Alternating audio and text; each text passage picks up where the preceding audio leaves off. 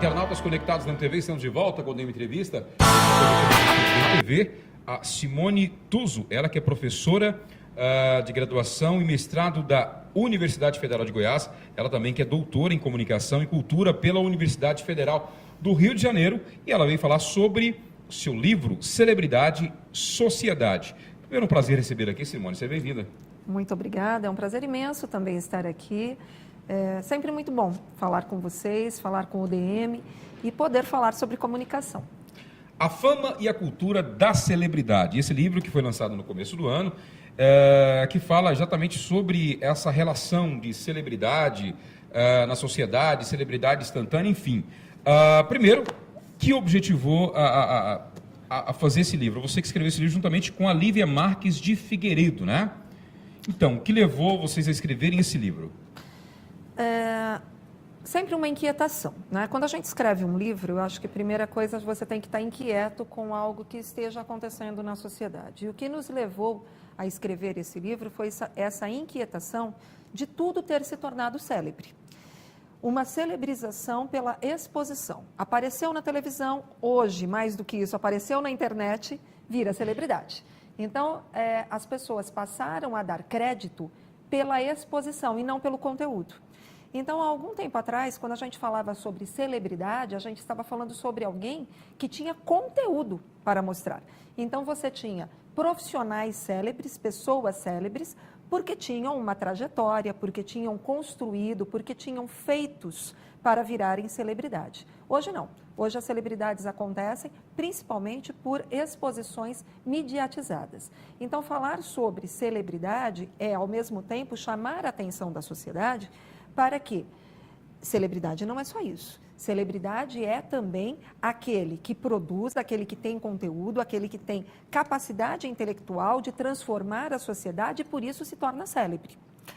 A partir do livro, o que a gente trabalha são os profissionais da área da comunicação, trabalhando com profissionais liberais, médicos, dentistas, advogados, arquitetos e assim sucessivamente, para mostrar que essas pessoas também podem desenvolver um trabalho e se transformarem em celebridades dentro da área que escolheram como profissão para se desenvolverem dentro da sociedade. E hoje é complicado, a gente estava falando um pouco em off sobre essa questão, você citou alguns profissionais como médicos, por exemplo, né? Você citou o exemplo de um plano de saúde, onde você pega um guia e você vai escolher ali por ordem alfabética, você não sabe muito bem qual que é a notoriedade daquele profissional e você acaba fazendo uma seleção ali por mais próximo da sua casa, enfim. E esses profissionais ficam à mercê desse leque de opções sem muito critério, né? Sem muito objetivar se ele é um profissional de alto gabarito ou se ele é um recém-formado e não tem tanta profissionalização assim. E onde é que essa área das relações públicas pode ajudar nessa celebrização desse profissional, fazendo dele conhecido, sim, pelo conteúdo que ele tem? Eu costumo dizer que esses profissionais hoje são colocados numa espécie de commodity. Todos eles são iguais. Então, quando você abre um guia médico, você opta, os seus critérios de seleção normalmente são a geografia, se ele está perto ou não da sua casa, critérios como se você gosta do hospital ou da clínica que ele atende, e assim sucessivamente. Necessariamente, a qualidade do profissional é colocada em segundo plano. Então, para ele sair desse commodity, ele precisa mostrar para a sociedade que ele é diferente do outro profissional e que você deve, sim, buscá-lo pela qualidade que ele tem. Isto é ser celebridade. Só que ele não aprende isso na faculdade. Um curso de medicina ou de direito ou de arquitetura não ensina a esse profissional como ele fazer esse destaque na sociedade, a menos dizendo o seguinte para ele: você faça um bom trabalho. Se você fizer um bom trabalho, você vai se destacar. Se você não fizer um bom trabalho, você não vai se destacar. Só que as coisas, às vezes, não são tão simples assim. Pessoas fazem bons trabalhos, mas não necessariamente se destacam, porque faltam outros conteúdos que envolvem essa notoriedade. Aí entra o profissional de comunicação, entra o profissional de relações públicas. Nesse livro, eu trabalho com um novo conceito, que é celebritização, que vem de uma terminologia como alfabetização. Alfabetização é ensinar alguém a se tornar alfabetizado, né? Alfabetizar alguém. Celebritização é celebrizar alguém. Então, ensinar alguém um comportamento célebre, que no caso, por exemplo, do profissional de medicina, não envolve só ele ser um bom médico. Isso é elementar. Tá? Ele tem que ser um bom médico. Mas, além disso, ele precisa de uma estrutura de consultório, de secretária, daquilo tudo que vai envolver o relacionamento entre médico-paciente, que eu também vou chamar de médico-cliente. Ele está comprando um serviço. Claro. Quando ele compra um serviço, ele quer comprar um serviço integral. Então, ele quer toda uma estrutura. Ele não quer só o médico, ele quer uma secretária que o atenda de uma forma eficiente, ele quer uma sala de espera onde ele tenha uma revista atualizada, tá? Ele quer uma televisão que possa, no mínimo, estar ligada numa TV a cabo, porque é isso que ele tem na casa dele, então ele quer isso também na hora que ele espera por uma consulta médica. Então, é tudo que vai envolver a compra de um serviço que transcende só o momento da consulta em si. O profissional de comunicação não trabalha mais, e aí eu acho que é a grande novidade, que é mostrar o profissional de comunicação trabalhando para formar a imagem, projetar a imagem, criar a imagem de profissionais liberais, da mesma forma que os profissionais de comunicação trabalham com a construção de imagens de empresas. Porque os profissionais liberais, eles são detentores da sua própria marca e da sua empresa. Claro. Um ginecologista, um arquiteto, um cardiologista, ele é também o próprio construtor da sua marca e da sua empresa. Ele é a sua própria empresa, por isso profissional liberal. Só que ele precisa, por que é que uma organização tem uma assessoria de comunicação e um cardiologista não tem? Então, isso é só uma questão conceitual, é só uma questão de nós entendermos a própria necessidade cultural.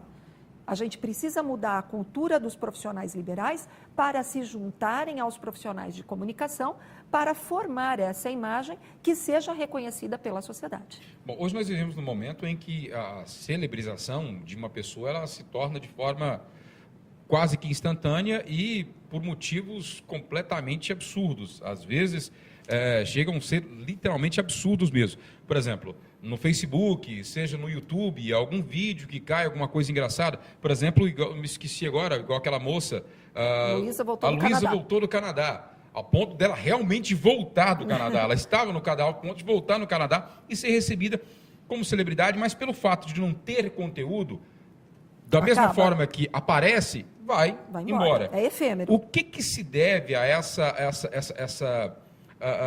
essa relação do público com essas pessoas que têm essa notoriedade relâmpago? Por que essa relação? Por que da sociedade dá tanta importância para coisas tão efêmeras assim e que surgem e pipocam do nada e às vezes de uma forma até meio que chata? Você às vezes é meio que bombardeado com aquilo. Por que há essa relação entre a sociedade de celebrizar essas pessoas e dar importância para coisas tão pequenas?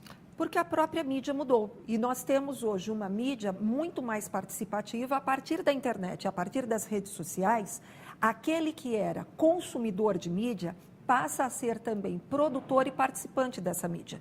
Como nós tínhamos um processo onde quem entrava na mídia era quem tinha conteúdo, e hoje não é mais, quem entra na mídia é quem tem possibilidade de exposição, essa possibilidade hoje é para todo mundo. Ao passo que eu posso entrar lá, eu entro na internet hoje e coloco, acordei. Tá? O que isso vai ter referência para o mundo? Eu acho que nenhuma, tá? Mas eu me sinto participante e eu acho que eu também faço parte da construção desse universo midiático. Então, quando eu tenho essas aparições e essas celebridades relâmpago, efêmeras que acontecem pela internet, é exatamente pela quantidade de exposição que hoje é muito maior pela quantidade de mídias que proliferaram a partir das redes sociais e da internet. Então, há também uma outra relação de participação e de construção.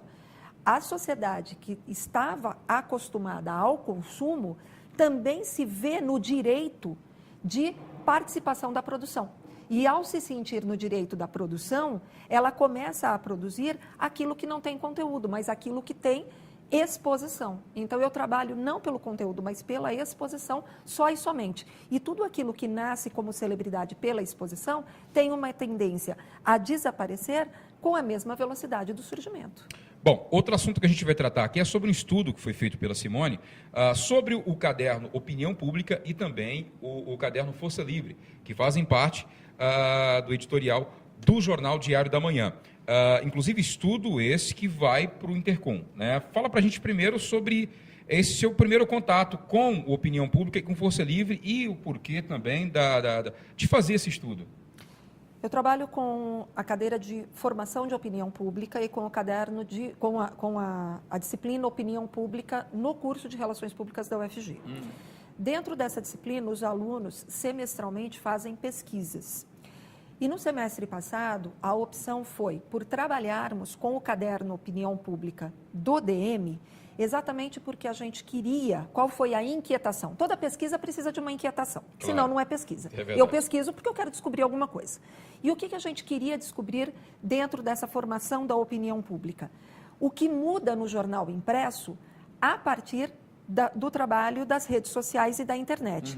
Não é mais simplesmente um jornal factual. Eu não compro o jornal impresso só porque eu quero saber notícias. Isto, mais ou menos, eu já descobri pela televisão, pelo rádio, pela internet, antes de sair o jornal do dia seguinte. E por que eu compro no dia seguinte? Porque eu quero o reflexivo, porque eu quero o opinativo, porque eu quero o interpretativo. Então, o próprio jornal tem que mudar um pouco a sua postura para conseguir continuar atendendo uma demanda de um consumidor que não é mais só o consumidor do factual. Então, essa foi a inquietação que a gente teve dentro da universidade.